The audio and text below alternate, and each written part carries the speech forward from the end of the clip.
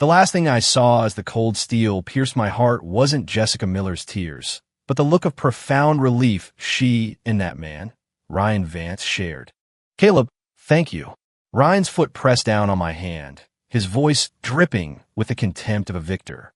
"Without you playing the perfect stepping stone, how could my love with Jessica seem so epic?" Jessica nestled into his arms. The eyes that once looked at me with such tenderness were now cold, calculating. "Don't blame me, Caleb. Blame yourself for being the heir to the Shaw fortune. He's the one who's meant for greatness. As for your family's multi-billion-dollar empire, we'll be sure to look after it for you. My family, my dignity, my entire life, all of it had become a magnificent sacrifice for their love story." I took my last breath, drowning in a tidal wave of hatred and regret. And then my eyes shot open. The shriek of screeching tires filled the air, followed by my assistant Leo's panicked voice. "Mr. Shaw, Caleb, what's wrong? I just got a call. Ms. Miller is cornered in an alley on the south side." I was back 3 years in the past, to the afternoon where the whole tragedy began. Through the car window, the Chicago streets looked both familiar and foreign. My heart hammered against my ribs, not from panic, but from the wild joy of a second chance, laced with an infinite, burning hatred. In my past life, this was the phone call that made me bolt from the car like a madman and charge into that alley. I thought I was the hero swooping in to save the damsel in distress. Instead, I walked right into a setup, a play acted out by a group of thugs and the ex-Special Forces hero Ryan Vance. They broke 2 of my ribs and made me the laughingstock of the city's elite. That was my grand entrance as the pathetic, love-struck villain, the opening act to the destruction of my family and my own demise. "Caleb, we have to go. If we wait any longer, Jessica could be..." Leo was still pushing, his voice frantic. I raised a hand, stopping him, leaning back against the leather seat. I spoke in a calm I'd never felt before. "Leo, call 911. Leo stared, thinking he'd misheard. "What? Mr. Shaw, what did you say?" I said, "Call 911. I repeated. My voice was quiet, but had a new, unyielding hardness to it. "Tell the police there's a gang fight in an alley on the south side. Let them handle it. Then turn the car around. We're going to the Century Grand Tower." "But, Ms. Miller..." I turned my head, my gaze sharp enough to cut glass. "Leo, my father hired you. Your salary is paid by the Shaw Corporation. Right now, are you going to listen to me, or to some woman who has nothing to do with me?" A shiver went down his spine, a reaction to the ice in my eyes. He fumbled for his phone, not daring to ask another question. "Yes, sir. Right away. I'm calling the police." Turning around now, the car merged smoothly back into traffic, leaving the alley and its stage drama far behind. I closed my eyes, my mind racing. At 3 p.m. today, at the Century Grand Tower, there's a critical business reception. In my last life, I missed it for Jessica Miller. I also missed my one and only chance to meet Mark Peterson, a man who would become one of the 3 titans of the American tech industry, but who at the time was just a struggling entrepreneur hitting one wall after another. Later, guided by Jessica's divine intuition, Ryan Vance invested a measly $50,000 in Peterson's startup, Nexus. 10 years later, that investment had grown 1,000-fold, becoming the first cornerstone of Ryan's business empire. And I, the rightful heir to the Shaw Corporation, had handed that world-changing opportunity to someone else because of a woman. Pathetic. Tragic. This time, the script was going to change. "Ryan, Jessica, let's see how much of your fairy tale romance is left when you lose your biggest sponsor. As for me, don't bother me. I'm busy making money." We pulled up to the Century Grand Tower at exactly 2:50 p.m. I straightened my suit, catching my reflection in the window. A young, slightly arrogant face stared back. This was me at 23, before a hopeless love and a string of failures had eroded all my confidence. It was good to be back. "Caleb, you seem different today," Leo mumbled, trailing behind me. I ignored him and walked straight into the reception hall. The room was a sea of designer dresses and tuxedos, a glittering hub of Chicago's business elite. I didn't beeline for my usual crowd of deadbeat friends like I would have before. Instead, my eyes scanned the room with purpose. Soon, I found him in an overlooked corner. A middle-aged man in a faded plaid shirt and black-rimmed glasses, looking completely out of place amidst the luxury.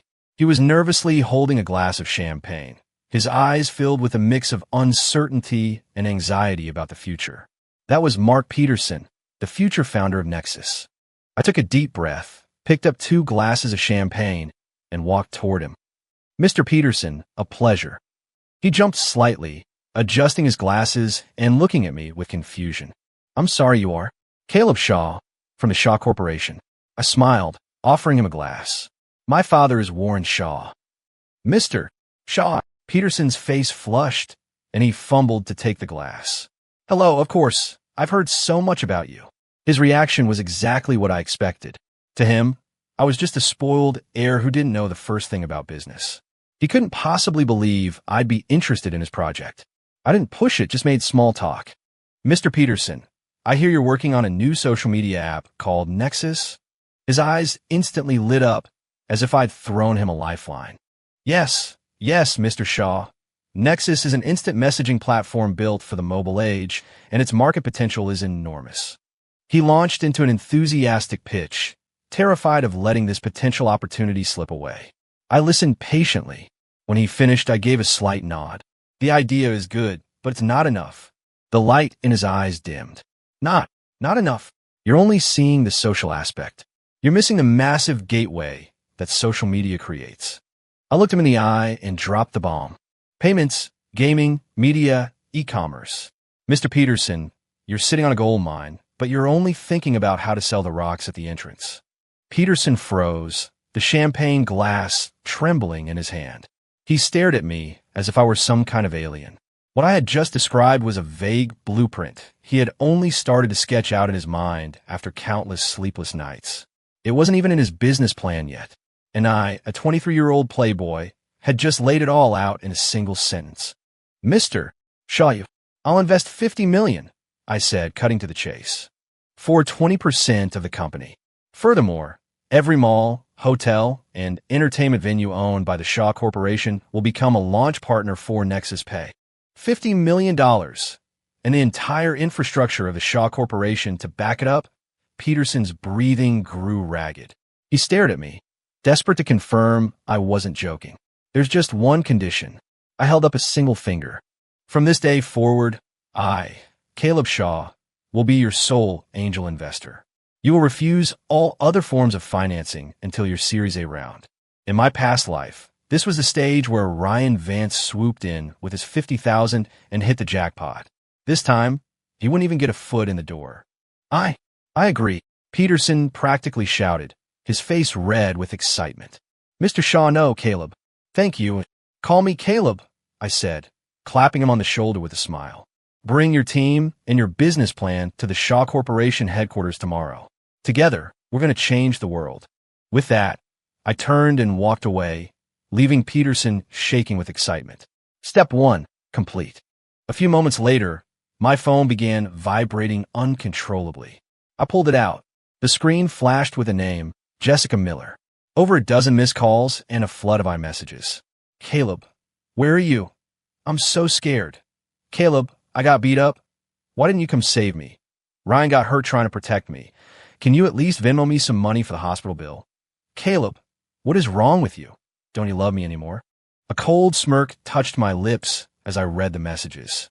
Love. In my last life, I loved her with everything I had. And what did I get in return? A knife in the heart.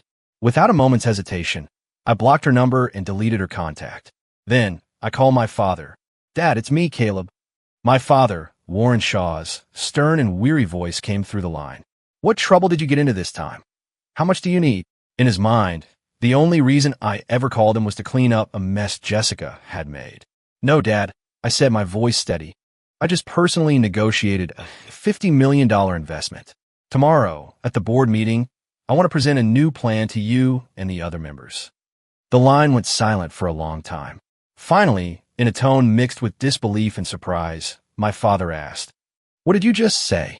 I replied, looking out at the glittering city lights. From this day on, your screw-up of a son has grown up.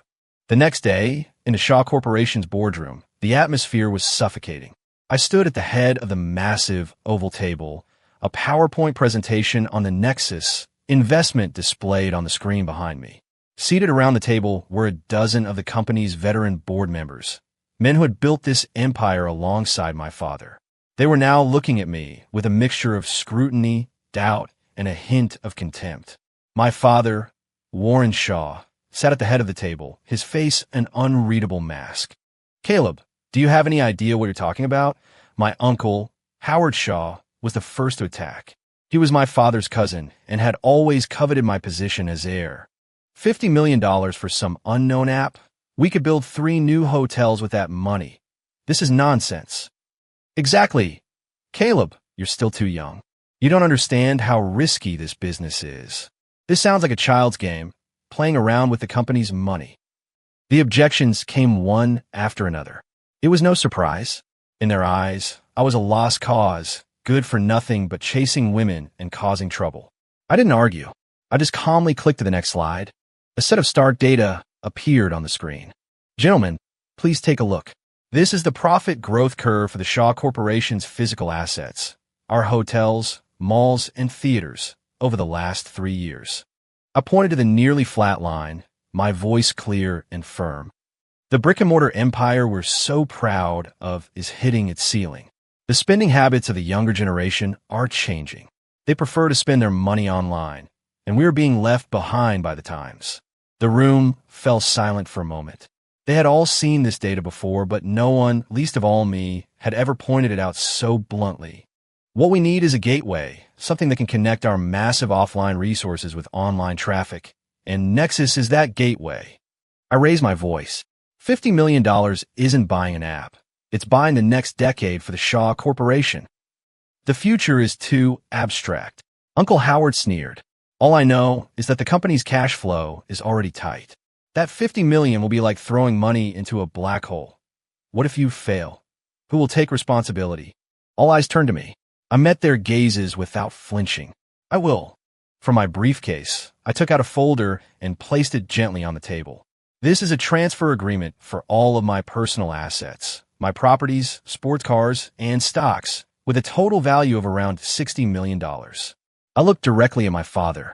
If the Nexus project fails, all of this goes to the corporation. I'll walk away with nothing. The entire boardroom was stunned into silence. They couldn't believe it. The spoiled brat who once dropped hundreds of thousands on a handbag for a woman was now betting his entire personal fortune on a long-shot future. Even my father's stoic expression cracked with a hint of emotion. He picked up the agreement, studied it for a long moment, then looked up at me, his eyes searching mine. "Are you sure?" "I'm sure." I didn't hesitate. I knew this wasn't just a business gamble. It was my pledge to my father and the entire board that I was a changed man. I had to show them I was all in. My father said nothing. The air in the room felt thick enough to cut with a knife. Just then, the boardroom doors burst open and my secretary rushed in, looking panicked. "Mr. Shaw." "Sir, there's a problem. Downstairs. There are 2 people." Before he could finish, 2 figures stormed into the room. Leading the charge was Ryan Vance. He had a bandage on his face and a furious, accusatory look in his eyes. Trailing behind him was Jessica Miller, her face tear-streaked and her eyes red-rimmed. They had crashed the company's board meeting. Every board member frowned, their expressions shifting back to disdain as they looked at me. "See," their eyes seemed to say, "a leopard can't change its spots. Trouble follows him everywhere." Uncle Howard couldn't hide his smirk. Well, Caleb, it seems your love life is far more interesting than your business plan." I ignored him, my cold gaze fixed on the 2 intruders. "Caleb," Ryan shouted, pointing a finger at my face. "What kind of man are you? Jessica gets attacked, and you hide like a coward. Now you've blocked her number. How could you do this to her?" Jessica began to cry, looking at me with a pitiful expression. "Caleb, I know I shouldn't have called you yesterday. I didn't want to cause you trouble. But I was so scared. Ryan got hurt trying to save me, and we don't have enough for his medical bills. I just wanted to ask for your help. Why are you being so cruel?" They were a perfectly rehearsed duo, twisting the narrative. My refusal to get involved was framed as cowardice. Their entitlement was packaged as something I owed them. In my last life, this was how they manipulated me step by step, making me pay for their choices out of guilt and a sense of misplaced responsibility. The board members watched the drama unfold with a mix of amusement, contempt, and sympathy for my father. My father's face was as black as thunder, his fists clenched under the table. The one thing he valued above all was the Shaw family name, our reputation. And I, or rather my past actions, were dragging that name through the mud. I took a deep breath. This was a mess from my past that I had to clean up myself. I didn't look at Ryan. My gaze locked onto Jessica, and I spoke slowly and clearly. "Ms. Miller, do I know you?" A single sentence silenced the entire room. Jessica's sobbing stopped abruptly. She stared at me in disbelief, as if I were a complete stranger. "C.A. Caleb, what? What are you saying?" "I'm saying we don't know each other," I repeated calmly, my voice devoid of any emotion. "Therefore, your medical bills, your trauma, and your hero have nothing to do with me. This is a board meeting for the Shaw Corporation, not a public stage for your melodrama. Now, please get out." My cold indifference was like a bucket of ice water dumped over their heads. Ryan's face turned a furious shade of purple. He had come here assuming the moral high ground, ready to publicly shame me, but I had refused to even play the game. "Caleb, you son of a bitch," he roared, lunging at me with a raised fist. "Security." I didn't even flinch, the word leaving my lips like a shard of ice. 2 guards stationed outside the door immediately rushed in, grabbing the enraged Ryan by each arm. "Let me go." "Caleb, you coward. You only know how to hide behind other people." Ryan thrashed wildly, spewing insults. Jessica panicked and grabbed my arm, tears streaming down her face. "Caleb, please don't do this." Ryan was only trying to help me. "You can't treat him like this. You were never like this before." I finally looked her in the eye, a mocking smile playing on my lips. The old Caleb was a fool. He thought he could win a person's heart by giving them his. And what did he get in return? Entitled demands and endless trouble. I shook her hand off my arm and took a step back, creating a clear distance between us. "Jessica, save the damsel in distress act. From this day forward, there's no role for you in my life. If you need someone to foot the bill, ask him." I gestured to the struggling Ryan. "He's your hero. Let him take full responsibility. And you, Ryan," I said, my gaze shifting to him, my eyes turning glacial. "I don't care if you're some ex-commando or a man of destiny. This is my turf. If you ever dare to cause a scene here again, I'll be happy to teach you that capital is far more powerful than your fists." With that, I turned my back on them and faced my father and the board, whose faces were a mixture of shock and intrigue. "My apologies, gentlemen. Thank you for your patience while I dealt with that. Loose end from my past. It has now been handled." I paused, picked up the asset transfer agreement from the table, and presented it to my father once again. "Dad, can we now continue our discussion about the future of Nexus and the future of the Shaw Corporation?" My calm, decisive, and ruthless handling of the situation left everyone in the room stunned. They had never seen this side of me. There was no rage, no loss of composure. Faced with a crying ex-girlfriend and a belligerent rival, I had surgically removed them from my life as if they were a benign tumor. It was terrifyingly effective. My father, Warren Shaw, stared at me, his expression a complex storm of shock and scrutiny, but beneath it all, a glimmer of relief and pride. He was silent for a long moment before he finally picked up a pen and signed his name on my investment proposal. Then he looked up, his gaze sweeping across the room, and his voice boomed with authority. "I approve Caleb's plan. The $50 million will come from my personal accounts. If the project succeeds, the profits go to the corporation. If it fails, the loss is on me." The decision was final. Uncle Howard's face turned sour, but he couldn't say a word. Ryan and Jessica, still being dragged out of the room by security, heard everything. Their expressions shifted from anger and indignation to utter shock and confusion. They couldn't possibly comprehend how a scene that was supposed to ruin my reputation had instead become the very thing that cemented my authority and won back my father's trust. I watched their retreating figures, a cold calm settling over me. This was only the beginning. "Ryan Vance, Jessica Miller, I will take back everything you owe me, everything you owe the Shaw family, with interest." After the board meeting, my father called me into his private office. seated behind his mahogany desk. The man who had helmed the Shaw Corporation for over 2 decades looked at me, for the first time, as an equal. "You've really changed," he said, handing me a cup of tea. His tone was reflective. "People have to grow up sometime, Dad." I took the cup and sipped it. "That Jessica Miller and the man, Ryan Vance. What are your plans for them?" he asked directly. "Insignificant clowns. Not worth my time," I replied flatly. "Once we cut off their supply line, they'll self-destruct."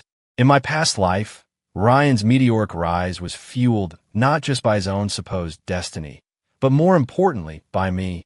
Guided by Jessica, I constantly fed him resources, opportunities, and easy victories. My foolish attempts to suppress him only served to make him stronger, allowing him to turn every confrontation into a win that brought him more fame and fortune. This time, I wasn't playing his game. Let them play by themselves. How far can a chosen one get without his designated punching bag and personal ATM? I was eager to find out. My father nodded, seemingly satisfied with my answer. "It's good that you see things clearly now. The heir to the Shaw name can't be bogged down by personal drama. I may have signed off on the Nexus project, but the board is still skeptical. Your uncle and his allies are watching your every move. You need to deliver results, fast." "I understand." "Then get to it." My father stood up and placed a hand on my shoulder. "I'll handle things for you here at home." Walking out of his office, I felt a surge of energy. This feeling of being trusted, of having expectations placed upon me. It was something I had never truly experienced in either life. I would not fail. For the next month, the office became my home. I personally led the team, integrating our resources with Mark Peterson's Nexus. Drawing on my knowledge of the future, I laid out a crystal-clear roadmap for the company. Build a foundation in social messaging, pivot quickly into mobile payments, and then use payments as the core to build a massive ecosystem of gaming, e-commerce, and lifestyle services. Mark Peterson and his team treated me like a visionary. In every meeting, I was able to pinpoint their technical blind spots and strategic missteps, offering solutions that left them in awe. They had no idea that I was simply giving them the answers they would have otherwise spent years and millions of dollars to learn through trial and error. With the full backing of the Shaw Corporation's vast network, Nexus's user base began to grow exponentially. The first week, 100,000 users. The second week, 500,000. By the end of the first month, 3 million. When the Scan-to-Pay feature, Nexus Pay, was rolled out across all Shaw-owned properties overnight, it sent shockwaves through the tech industry. Venture capital firms were lining up, waving blank checks, desperate for a piece of Nexus, but Mark turned them all away. I had told him from the start, until we are true giants, we don't let anyone else's capital dilute our vision. And I, Caleb Shaw, was transformed. No longer the good-for-nothing playboy, I was now one of the hottest new names in tech investment. My days were filled with meetings with industry leaders and tech geniuses. I was so busy I had almost forgotten that Jessica Miller and Ryan Vance even existed. Until one day, my assistant Leo knocked on my office door with a strange look on his face. "Caleb, Ms. Miller is downstairs again." I was reviewing the latest quarterly report for Nexus and didn't even look up. "Tell her to leave." But Leo hesitated. She said, "She's pregnant. Tell her to get lost." My voice dropped, instantly turning to ice. Leo flinched and scurried out of the room without another word. Pregnant? Only the fool I was in my past life would fall for such a cheap trick. I put down the report and walked to the floor-to-ceiling windows. Down below, standing at the entrance to the building, was Jessica. She was wearing a simple white dress, looking frail and resolute. She seemed to have calculated that I would be able to see her from my office, and she stood there, staring up in my direction. How pathetic. Who did she think she was? Did she really believe that if she just stood there, I would feel sorry for her and come down? I picked up my desk phone and dialed security. There's a woman at the main entrance. If she doesn't leave in 5 minutes, have her removed for disturbing the peace. If she resists, call the police. I hung up and closed the blinds. Out of sight, out of mind. But I had underestimated her persistence. She was back the next day, and the day after. Rain or shine. She didn't cause a scene or would try to force her way in. She just stood there every day like a sad statue, sparking whispers and gossip among the employees. Soon, the rumors started. Did you hear? That woman is Caleb Shaw's ex-girlfriend. They say she's carrying his baby, and he just dumped her. Seriously? I didn't think he was that ruthless. It's the rich, you know how they are. They just play around. The whispers eventually reached me. Leo approached me, worried. Caleb, this can't go on. It's bad for your reputation. Maybe you should just go down and talk to her. Talk about what? I scoffed. What is there to discuss with a compulsive liar? If she wants to stand there, let her. If she wants to put on a show, let her. I'm curious to see how long she can keep up the act. I not only ignored her, but I also had HR send out a company-wide memo. Any employee caught gossiping about executive management's personal lives would be terminated immediately. The threat worked. The talk died down. Jessica's one-woman show continued for 2 full weeks before she finally realized it was pointless. Her attempts to guilt me were like punching a pillow, tiring for her and completely ineffective. After 2 weeks, she finally stopped showing up. I thought that was the end of it, but I had underestimated the capacity for trouble that the chosen one and his delicate flower possessed. One day, as I was leaving a transatlantic video conference, I found my Uncle Howard waiting for me outside the meeting room, a smug grin plastered on his face. Caleb, my boy, congratulations are in order. I frowned. What for, Uncle?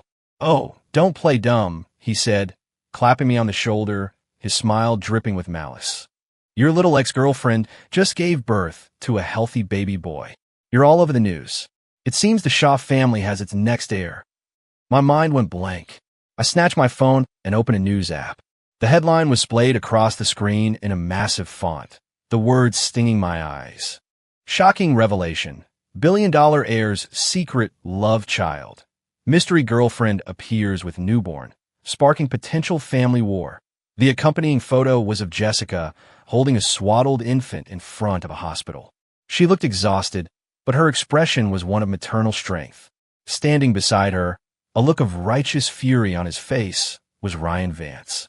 He was speaking to a crowd of reporters, his voice loud and clear in the embedded video clip. The child is Caleb Shaw's. He needs to take responsibility for Jessica and his son. If he dares to deny it, he'll have to answer to me. The news story hit the public like a bomb, and the fallout was instantaneous. My phone exploded with calls, and the company's PR department was completely overwhelmed.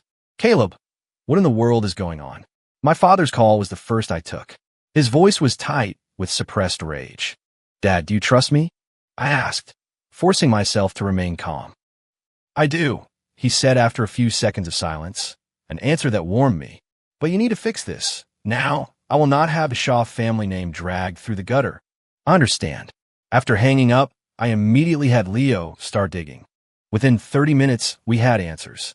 Jessica had indeed given birth, but not at the hospital in the news photos. It was at a small private clinic in a remote suburb. All of the birth certificates and medical records had been intentionally buried. The timing of the leak was malicious. Nexus was just about to enter its series of funding round. As the company's largest shareholder and chief strategist, my personal image was critical. A secret love child scandal at this juncture wouldn't just tarnish my reputation. It would directly impact investor confidence in Nexus.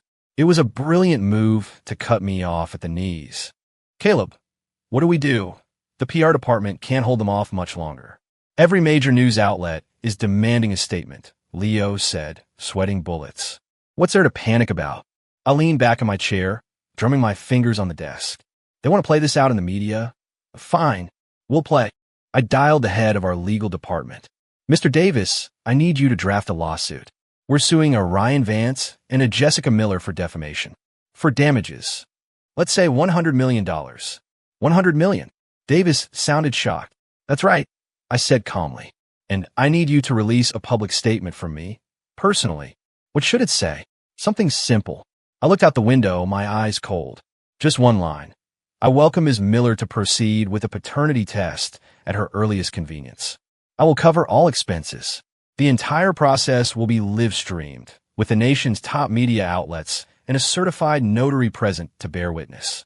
If the child is mine, I will immediately relinquish all of my shares in the Shaw Corporation and walk away with nothing. But if he is not, I paused, a grim smile spreading across my face.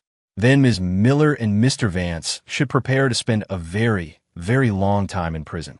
My statement was released through the Shaw Corporation's official channels and spread like wildfire. There were no excuses, no denials, just the simplest, most aggressive response possible. Willing to test. If he's mine, I lose everything. If he's not, they go to prison. The internet immediately dubbed it the most hardcore statement ever. The effect was instantaneous. Public opinion, which had been overwhelmingly against me, branding me a deadbeat dad, did a complete 180. Whoa, the stakes are high on this one. Who would bet their entire family fortune if they weren't absolutely certain?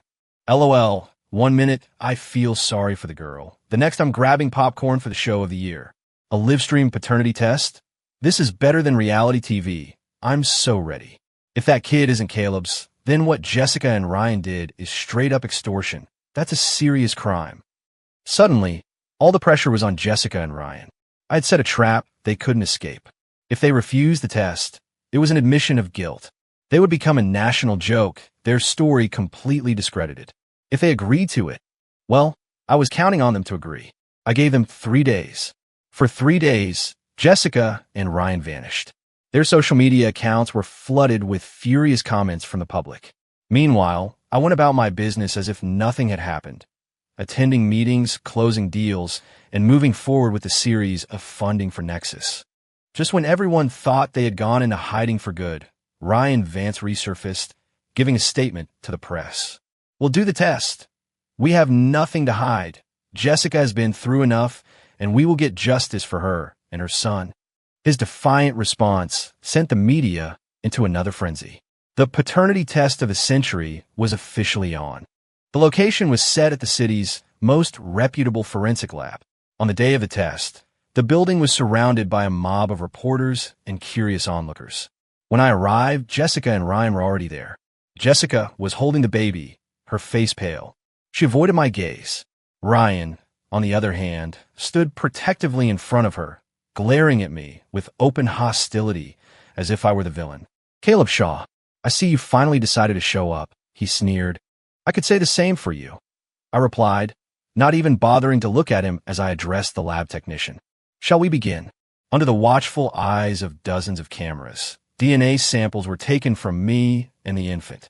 The entire procedure was transparent. The results will be available in 24 hours, the technician announced. I nodded and turned to leave. Wait, Ryan called out. Caleb, are you willing to raise the stakes? I stopped intrigued. Oh, and what did you have in mind? If the child is yours, not only do you give up your fortune, but you have to get on your knees and apologize to Jessica in front of the entire country. Ryan's eyes gleamed with a fanatical light. Done. I agreed without a second thought. And if he's not, Ryan swallowed hard, clearly not expecting me to agree so easily. He glanced at Jessica, who gave him a subtle, encouraging nod. Her show of faith seemed to bolster his courage. If he's not, he declared, gritting his teeth, I, Ryan Vance, will cut off my own arm and leave this city forever. The crowd gasped. Reporters went wild, camera flashes creating a strobe effect.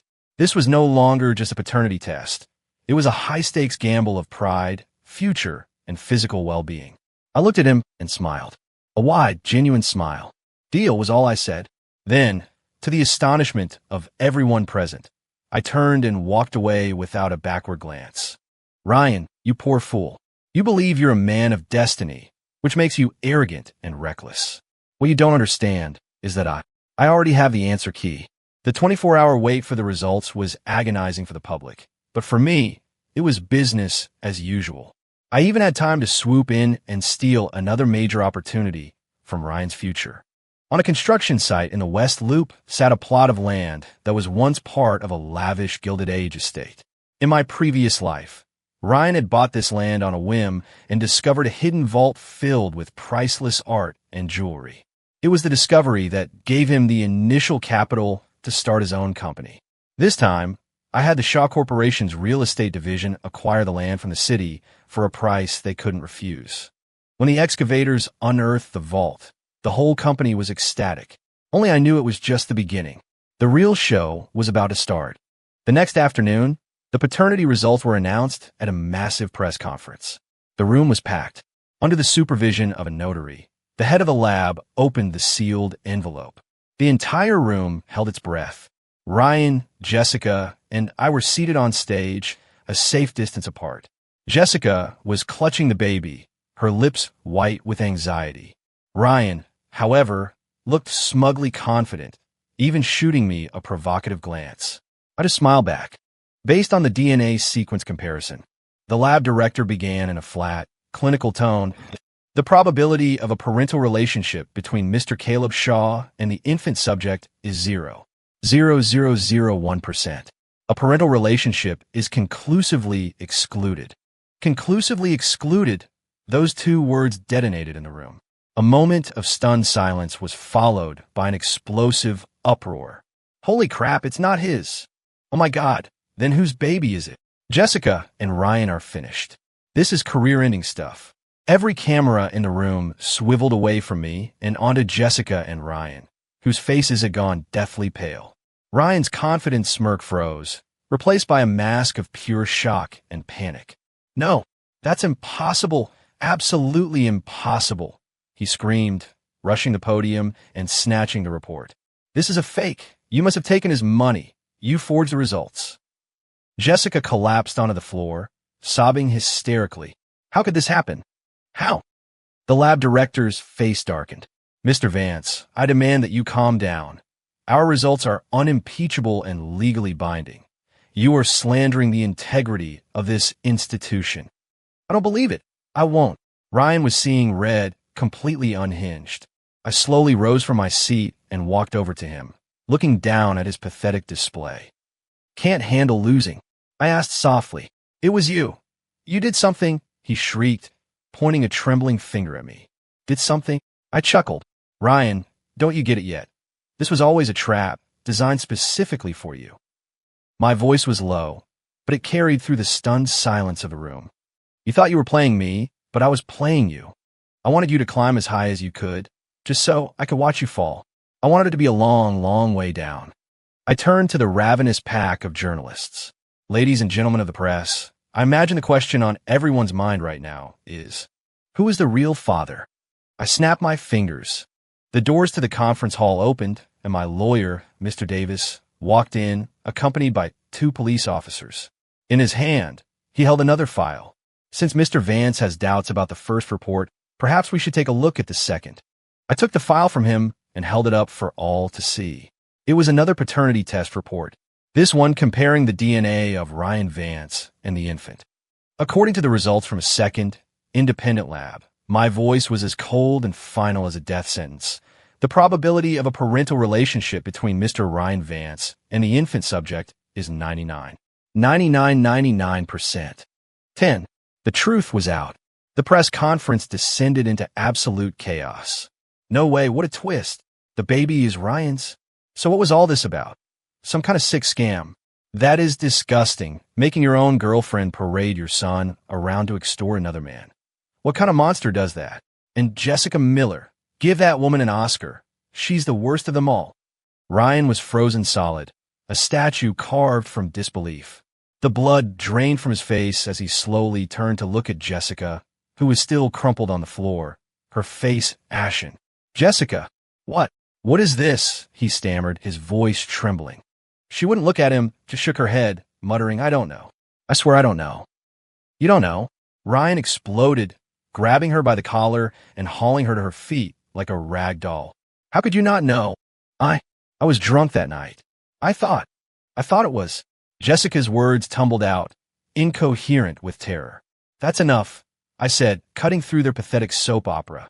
I have no interest in your personal drama. Now it's time to settle our accounts. My eyes fell on Ryan Vance's right arm. Mr. Vance, do you remember our wager? Ryan's body shuddered, raw fear contorting his features. Cut off his own arm. This wasn't a joke. Caleb, you can't, he pleaded. Can I? I sneered. When you stood in front of the cameras and slandered my name, trying to ruin me and my family. Did you think about what you can do? When you set this vicious trap to destroy my life, did you think about what you can't do? Now you want to back out. It's too late. My words were knives, twisting in his gut. He looked around wildly, but every face in the crowd was filled with contempt and disgust. He was finished. His reputation, his future, his love, everything was gone. Act. With a roar of despair, Ryan shoved Jessica aside and made a desperate break for the exit. He was trying to run. Stop him, I said calmly. The security guards at the door moved in, grabbing him as easily as an eagle snatching a mouse. Let go of me. Let me go. He struggled uselessly. The two police officers stepped forward, producing a pair of handcuffs. Mr. Vance, Ms. Miller, you are under arrest for defamation and attempted extortion. The evidence is conclusive. Please come with us. The metallic click of the handcuffs sealing around their wrists was the sound of their so-called destiny coming to an end. As I watched them being led away, I felt no joy, only a cold, quiet satisfaction. In my last life, they had stood on top of the world and watched me fall into hell. This time, I had simply given them a taste of it for themselves. The circus was finally over, and now it was time to deal with my next target.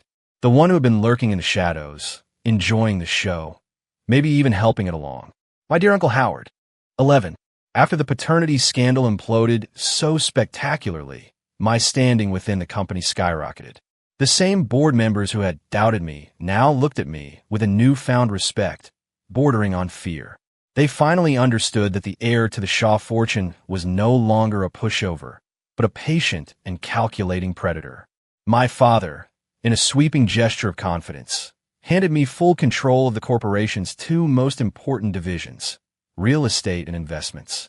I had become the undisputed second-in-command of the Shaw Corporation. With this new power, my first order of business was to clean house. I ordered a surprise audit of the Overseas Business Division, which was run by my uncle, Howard Shaw. The results were staggering. Over the past few years, Howard had used his position to set up more than a dozen shell corporations. Through a web of fake trades and inflated procurement costs, he had siphoned nearly $500 million from the company. The money had been funneled directly into his and his son's private accounts. In my past life, this fraud wasn't discovered until the Shaw Corporation was already bankrupt and undergoing liquidation. By then, it was too late. This time, I was going to make him spit out every last cent. The evening I received the final audit report, I didn't go to my father. Instead, I invited Uncle Howard to my penthouse. It was the first time we had met privately since my return. Caleb, my boy, what's this all about? Calling your old uncle over so late, he said jovially as he walked in, playing the part of the loving patriarch. Uncle, have a seat.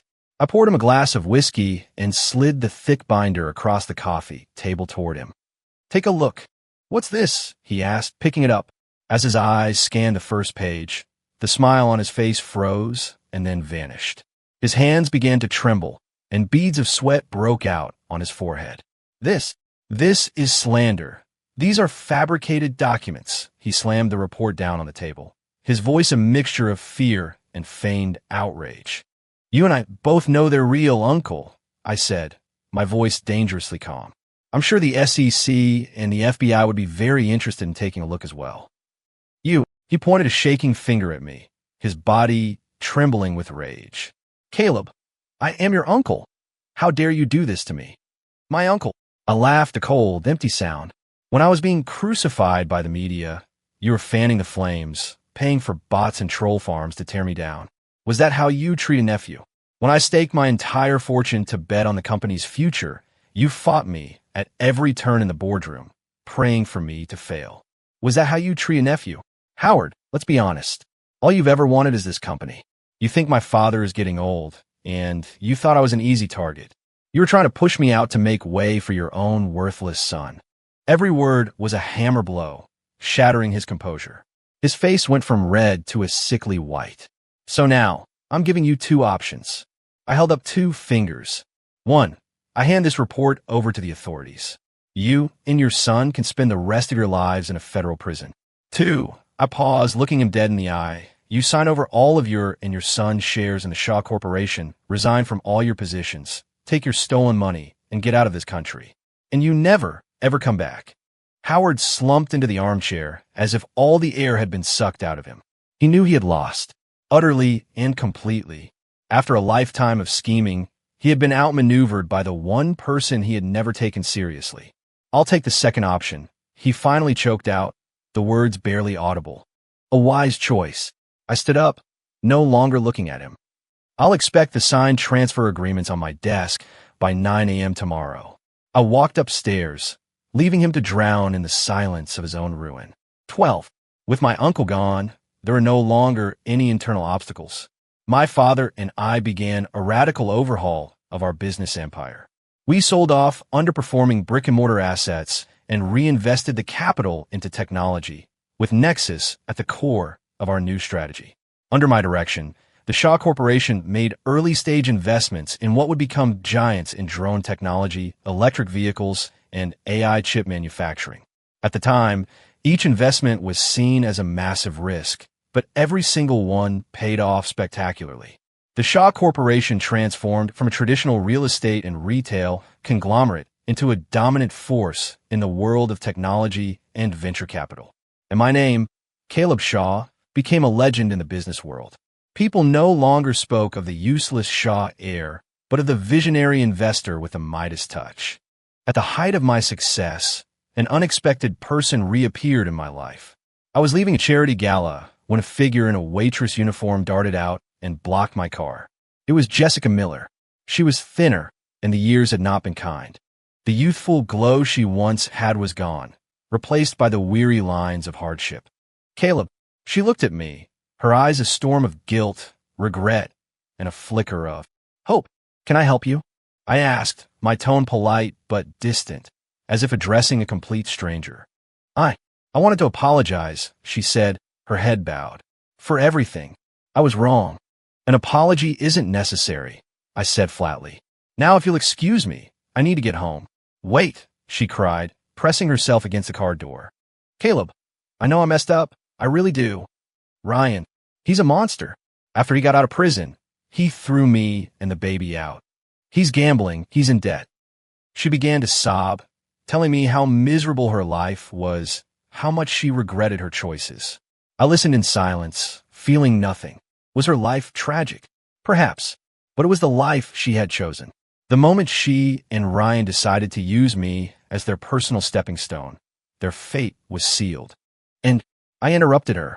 Are you telling me this because you want my pity, or are you hoping I'll write you a check? My bluntness stunned her. Her face flushed. No, that's not what I meant, she stammered. I wanted you to know that I finally realized you were the only one who was ever truly good to me. Truly good to me? I laughed, finding the sentiment absurd. Jessica, let's drop the act. You don't miss me. You miss the life I could give you. Your grand realization only came after your hero proved he couldn't provide the lifestyle you wanted. I had stripped away her last shred of dignity, and her face went pale. We're done here. I rolled up the window. Drive, I told my chauffeur. The car pulled away from the curb, leaving Jessica standing alone. In the rearview mirror, I saw her run after the car for a few steps before collapsing to her knees, her body shaking with sobs. I looked away and closed my eyes. Jessica Miller, Ryan Vance, names that had once caused tidal waves in my life were now nothing more than dust on the side of the road. My life had moved on. They had been left behind, forever stranded in the past. 13. Another 5 years passed in a blur. The world changed. The mobile internet revolution reshaped society, and Nexus, with my guidance, rode the crest of that wave. It went public on the NASDAQ, its market cap soaring past $1 trillion, placing it among the world's tech behemoths. The Shaw Corporation, thanks to its early investments, saw its own value multiply exponentially, solidifying its position as one of the most powerful conglomerates in the country. I had officially taken over from my father as chairman, the sole commander of this vast empire. I had reached the pinnacle of power and wealth, achieving a level of success I couldn't have dreamed of in my past life. But it's lonely at the top. My days were a relentless cycle of meetings, reports, and social obligations. I was surrounded by people, yet I had no one I could truly talk to. Sometimes late at night, I would stand at the panoramic window of my office, looking down at the endless sea of lights, and a profound sense of solitude would wash over me.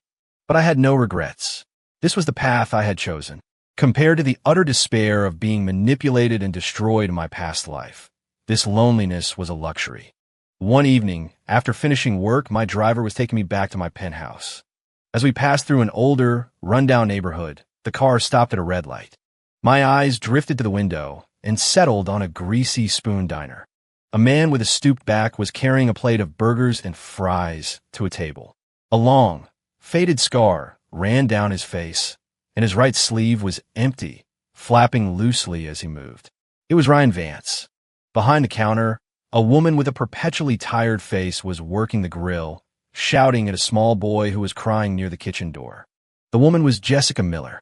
So this is where they had ended up. I looked at them, the one-time man of destiny and the beautiful damsel in distress, now worn down by life into something unrecognizable.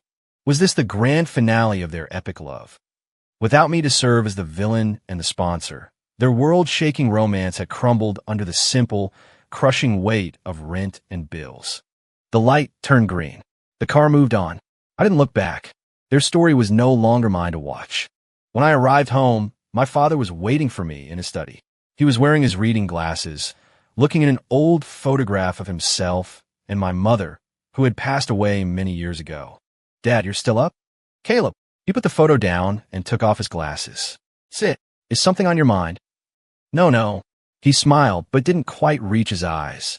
"It's just, today is the anniversary of your mother's passing. I was thinking about her. A pang of guilt hit me. I had been so consumed by work, I had completely forgotten." "Dad, I'm sorry." "Don't be silly," he said, patting my hand. "The reason I wanted to talk to you is about something else. You're not getting any younger, son. It's time you thought about settling down." "Dad, right now I know you're busy," he cut me off. "But a career can't keep you warm at night. A home needs more than one person in it. I'm getting old. I want to see the Shaw legacy continue." I was silent. I was almost 30. In this new life, I had my revenge. I'd saved my family. I had reached the top. But my heart was still an empty room. Was I still too scarred by the past to let anyone in? Or had I simply grown used to the quiet? I didn't know the answer. "I'll think about it, Dad. I promise." Leaving the study, I walked out onto the terrace. The night air was cool, the sky a canopy of stars.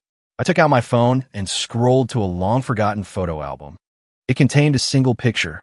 It was of a girl, smiling brightly under a cherry blossom tree, a white dress fluttering in the breeze. It was a photo I had secretly taken of Jessica Miller in my past life. I once thought she was the sun. I flew toward her light like a moth to a flame and was burned to ashes for it. I stared at the photo for a long time. Then my finger moved to the delete button. "Are you sure you want to permanently delete this photo?" I pressed confirm. The image vanished, and with it, I felt a heavy weight lift from my soul. I let out a long breath and looked up at the infinite night sky. And in that moment, I understood. It wasn't that I was afraid to love or that I preferred being alone. I was simply waiting for someone who could stand beside me, not behind me or beneath me. Someone to share the view from the top. Maybe I would meet her tomorrow. Maybe it would take years. It didn't matter. I had all the time in the world, and I had learned to be patient. My life, my real life, had only just begun. When you stop being a supporting character in someone else's story, you finally realize how damn good it feels to be the hero of your own. Why waste time on love? Building an empire is the most satisfying thing in the world. End.